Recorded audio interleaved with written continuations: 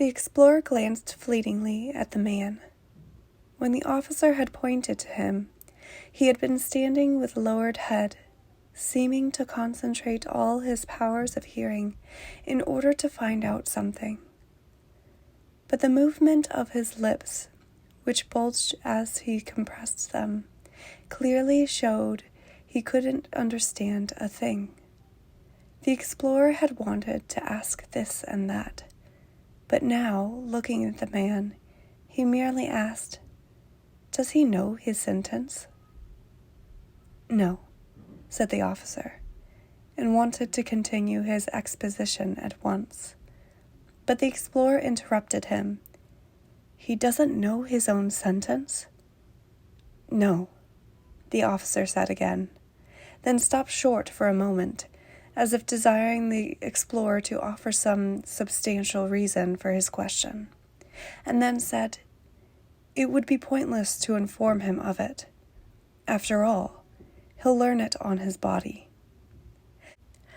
The explorer was now ready to remain silent. When he felt the condemned man turn his eyes toward him, he seemed to be asking whether he could approve of the procedure that had been described. And so the explorer, who had already leaned back, bent forward again and asked another question. "But he does at least know, doesn't he, that he has been condemned?" "Not that either," said the officer, and smiled at the explorer, as if he were still expecting a few more peculiar utterances from him.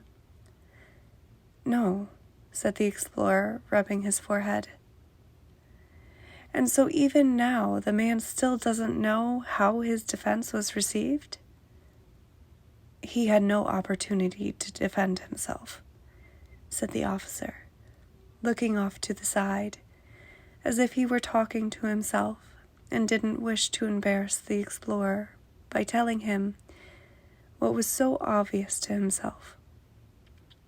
"But he must have had an opportunity to defend himself," said the explorer, rising from his chair. Franz Kafka has this superhuman ability to pinpoint emotions, but not only emotions, specific emotions that we feel, but don't realize it until after the matter, when we are observing. I'd like to focus on the condemned in the penal colony today.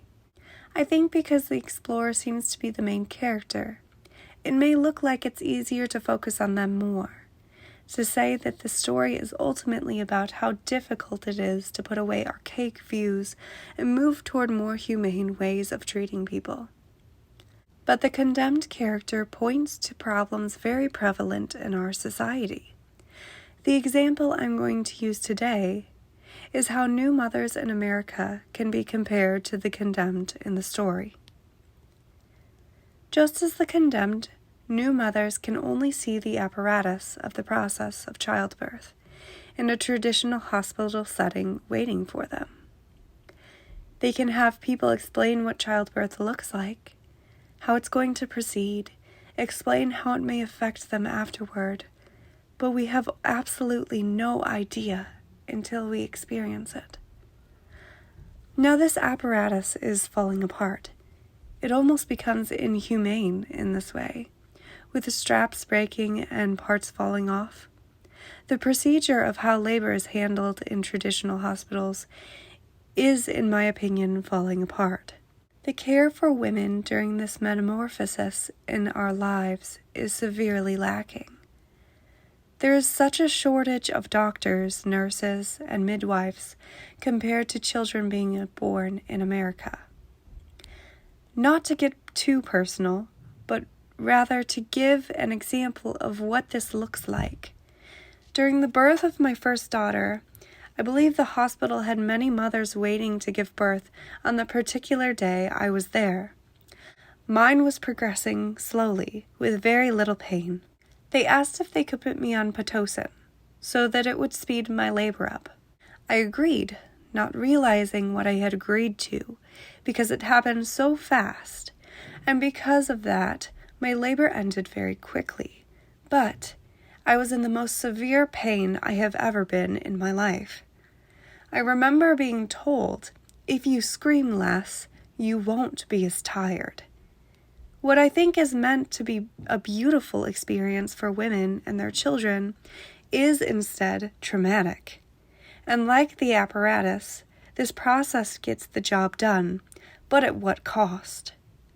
This is not to say that doctors and nurses in traditional hospital settings aren't doing the best that they can, but there is such a shortage, the care is extremely lacking. And as the condemned man, new mothers have no idea how this lack of care will severely affect them until after the fact. The maternal mortality rate is higher in America compared to many other developed countries, and this should raise a huge concern, as should the rates of postpartum depression and postpartum anxiety.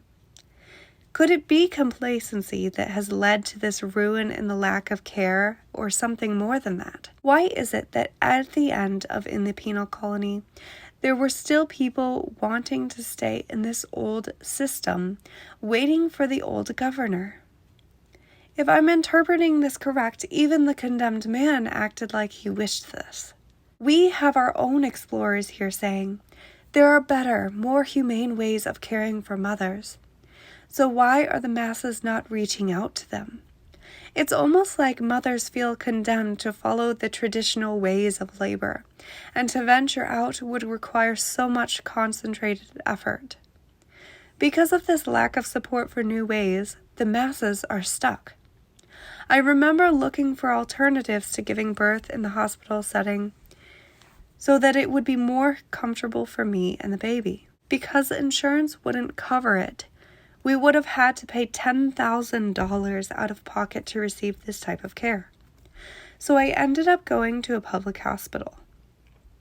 Now again, this is not to say that people working in the hospital are not trying their very best, but like a country doctor, they too are human and have their limits. So I believe this story is not talking about the explorer, but talking about the condemned man and his acceptance towards something which he is unjustly condemned to.